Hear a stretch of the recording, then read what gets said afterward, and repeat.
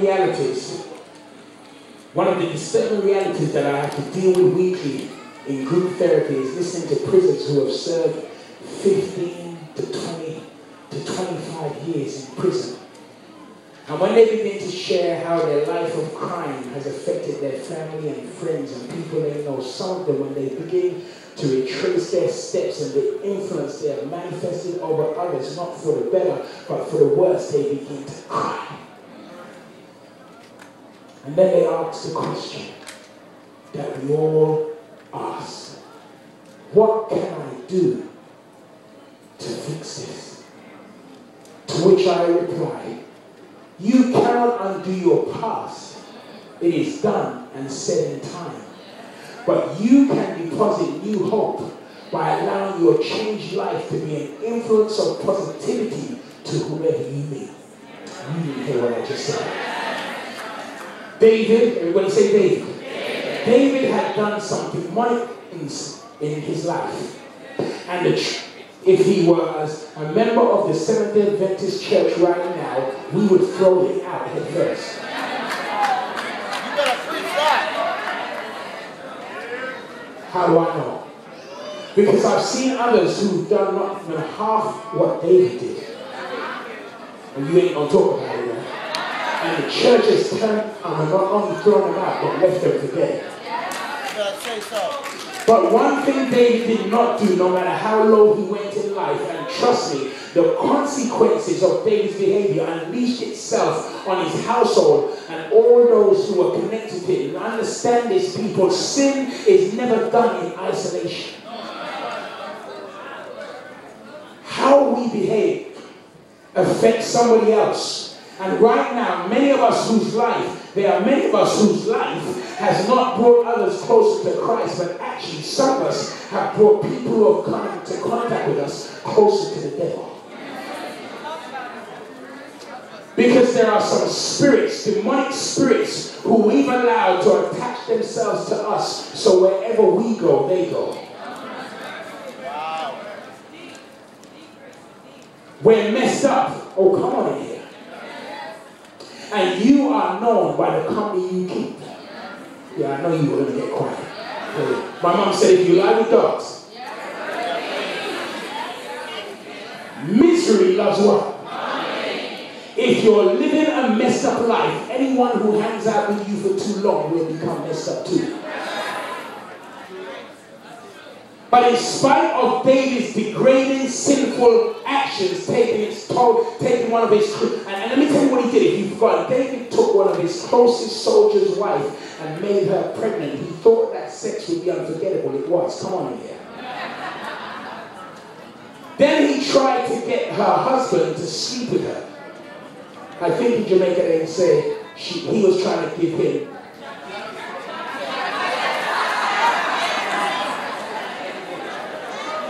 You know, some of you are too holy for your own good. Why are you acting like you don't know what I'm talking about? And when that did not work, he assigned him to the front of battle, where he died. Listen. Give me just a little bit more on this one. Listen. In spite of the fact that after he did that, listen, you've got to understand whatever you saw. His son raped his half-sister in a fit of sexual lust, because the Lord already told him that what you sow is going to be reaped in your house.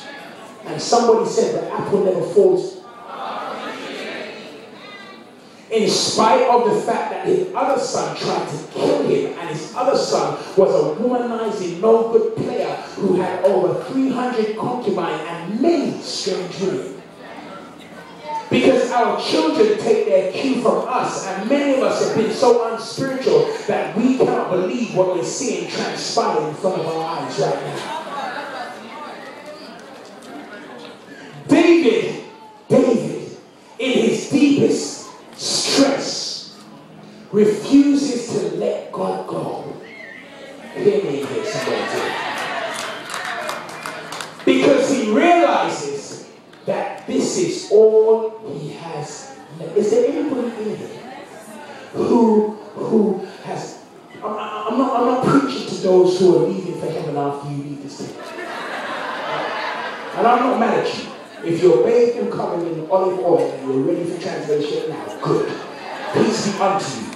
But can I speak to those who are having some trouble in their life?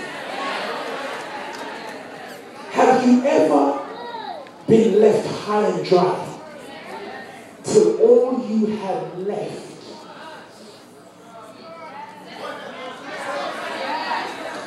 is Jesus? Can I preach to someone? Have you ever been so low down that when you think about what you've done, you say, God, have mercy on me, Jesus.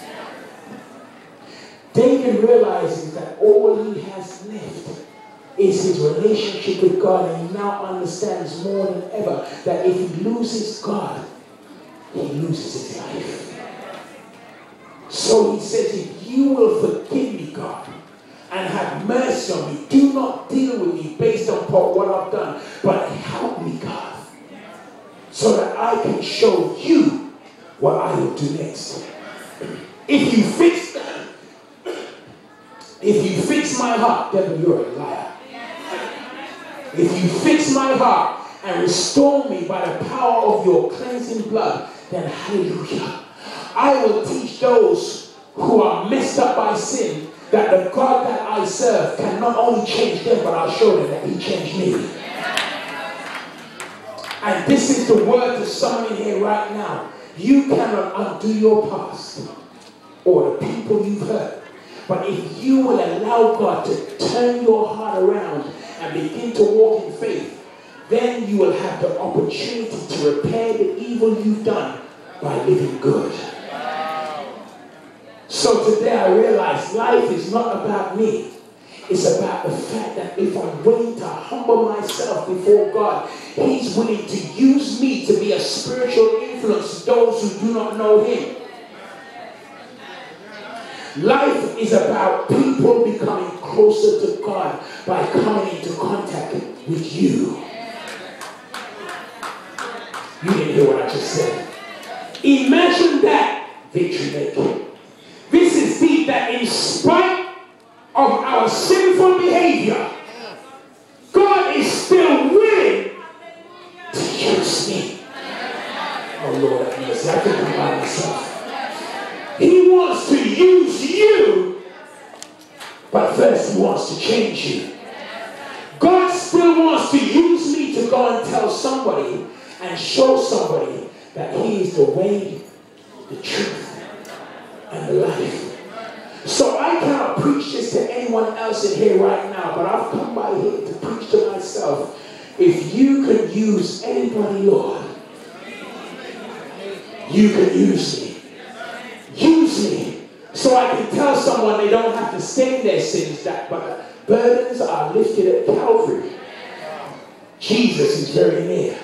Use me so I can tell someone, even though they have not always been faithful, God we serve is faithful. Can I get a witness? Faithful is our God. Use me to tell someone when everyone else lets them down or turns their back on them, God will never leave them or forsake them. Use me to tell someone that if they have fallen by the wayside of life, come on in here, and they are totally broken, the potter will put them back together again. You all don't want to shout on that. But the song says, I was sinking, come on in here, deep in sin, far from the blissful shore. Deep, very deeply, stayed within what was happening. Sinking to rise no more. But the man